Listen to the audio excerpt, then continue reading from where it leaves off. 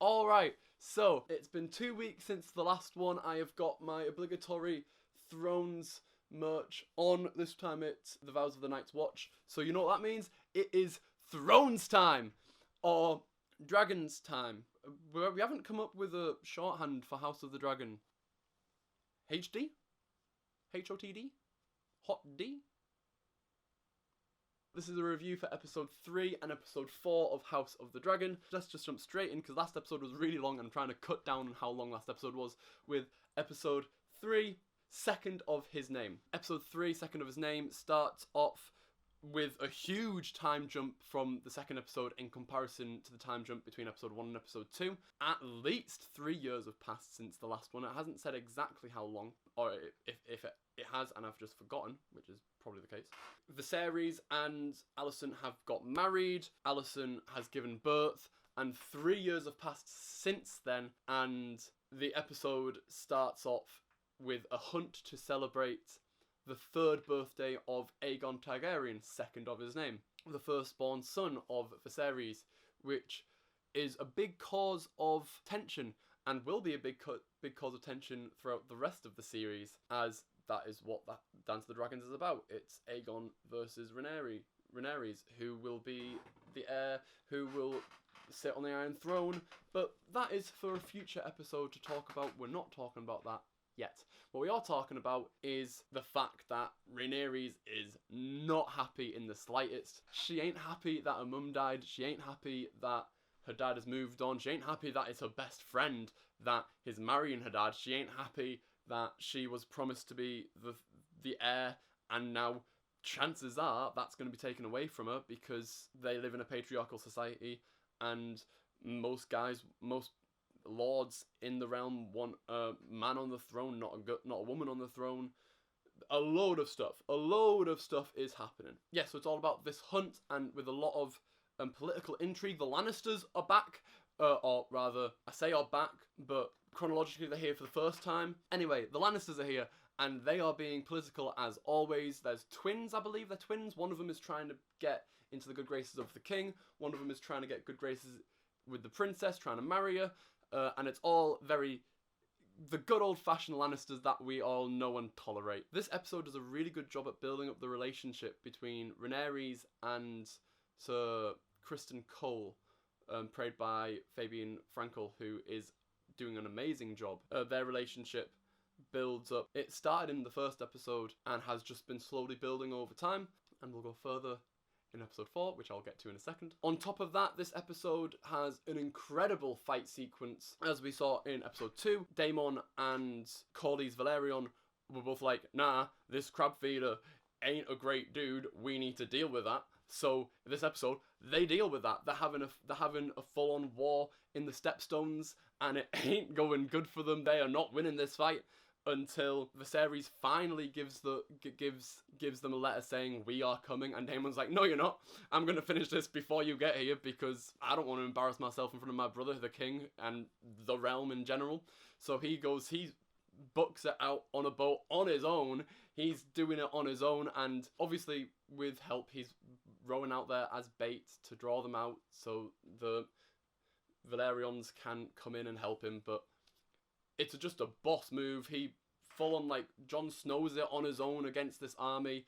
It is a spectacle. It is great. One thing I would say, it was a little bit disappointing seeing how little we got of the Crab King, of the Crab Feeder rather. He was built up in these first 2 episodes over time to be the big bad of the series, and I was personally expecting, seeing that the second season got greenlit so early, that what was going to happen is the first season was going to be like the build up to this war, with the Crab Feeder being the big bad, and then the second season was going to be the Dance of the Dragons itself. But obviously that's not the case. So for me that was just a little bit disappointing, and how quickly Daemon dispatched the Crab Feeder was a little bit disappointing, but oh well, we move on. We move on to the next episode, which is episode 4. What's it called? By the way, episode 3 was also directed by Greg Yutanes, same director of episode 2. Anyway, moving on to episode 4, King of the Narrow Sea. Going straight off the back of the ending of episode 3, episode 4 is named after that whole situation. Daemon comes back and is just like, I've been crowned the king of the Narrow Sea by the guys of the Stepstones and the Valerians and the guys from the Free Cities. However, I'm going to be a good dude and I'm going to take my crown off to you because you're the rightful king. There can only be one king. And doing all of this, like, you think he's kind of like trying to turn the tides a little bit, but you know, it's Westeros. That it's never that simple.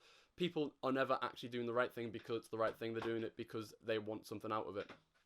And this episode is all about that, and it's all about rumors and political intrigue. This is a much more political episode of this show in comparison to the last episode, where there's a little more action. The relationship between Criston Cole and Princess Rhaenyra increases to the point where they go on and have sex in a very tasteful sex scene, shall I say?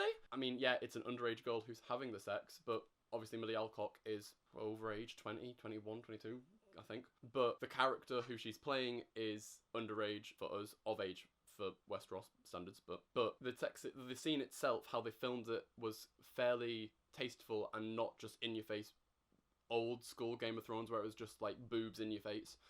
This one's shot a lot more tastefully, which is really good for the actors involved. That's only one part of this episode. The rest of the episode is a lot more political, and Otto Hightower being really conniving and really like, ooh, I want her off the throne, please, so I'm going to make a rumour about her, which isn't really a rumour, it's just, he's just been spying on him, really. That's all it really is. But then Rhaenyra is just like, oh, 2 can play at this game. He's just telling a lie about me. That's not what's happening. I am not having sex with anyone. I'm virgin, obviously. Pfft, don't talk to Criston Cole about that. It's a lot more political. It's a lot more of a, you need to think about the episode a lot more than just being able to turn it off and watch the action happen, which is one of the main reasons why Thrones was such a successful TV show in the first place, is because it was all about the political side more so than the action side.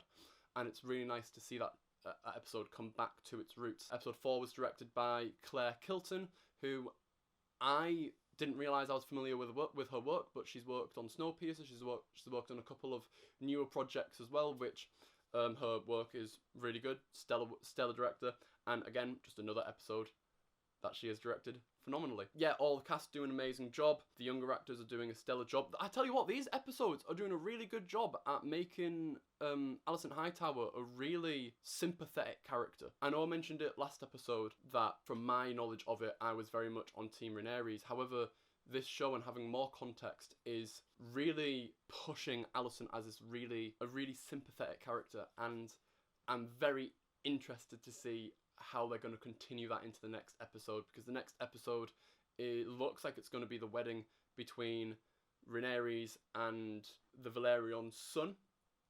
So they're going to be getting together, and I'm really interested to see how that's going to continue, because Viserys is just a really good dad. He's defending Rhaenyra to the hilt.